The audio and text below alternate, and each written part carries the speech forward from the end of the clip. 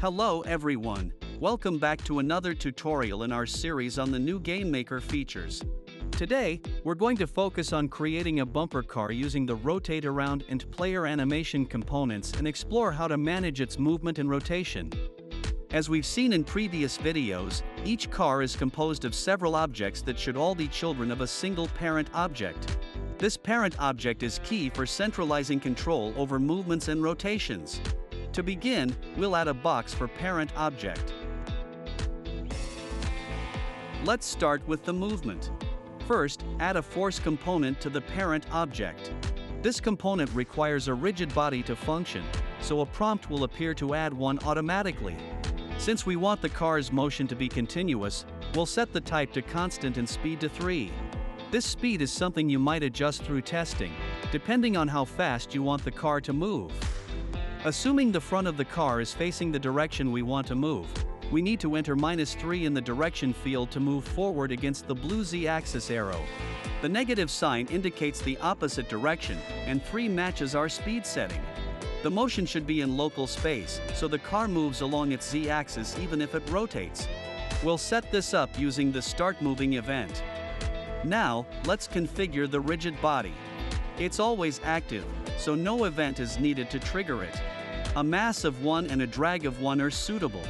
We'll set the angular drag to 3 and ensure gravity is enabled. For bounce, we enter a value of 1, and for friction, we set it to 0.1. The car should always stay grounded, so we'll lock movement in the Y direction and freeze rotation along the X and Z axes. To enable turning, we'll add 2 rotate around components. The first for right turns, which should be inactive by default to prevent automatic rotation.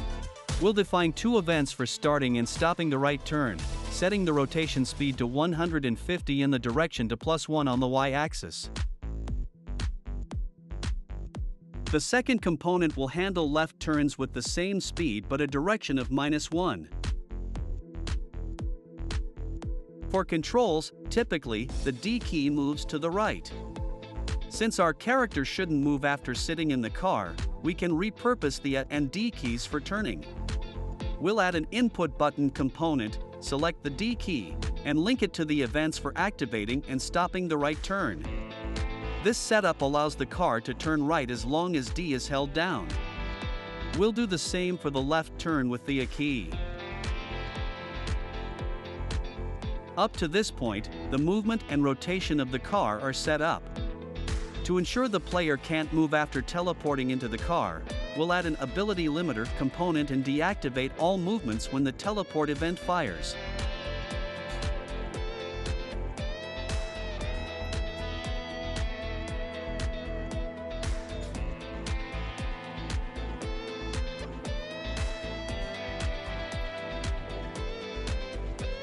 We'll name this object Car1Mover and tag it accordingly.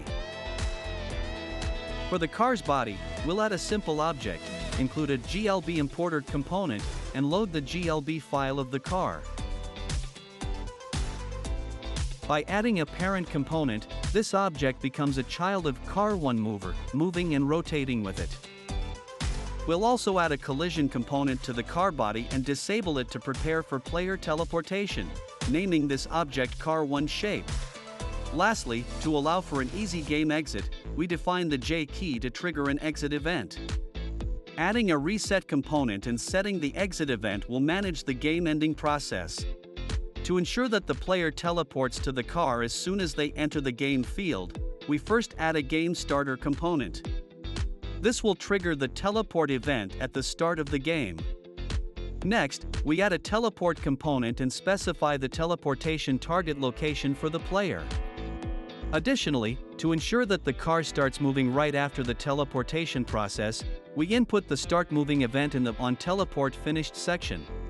To ensure the player has a driving animation after teleporting into the car, we add a player animation component. In the Animations section, we select the Drive animation. For Event to Play, we choose the Teleport event, and for Event to Stop, we select the Exit event. Since this parent object only serves to manage motion and doesn't need to be visible, we'll add a visible component and disable it, effectively hiding it. To see the result, we exit Game Maker and enter the game. And there you have it, a fully functioning bumper car in your game.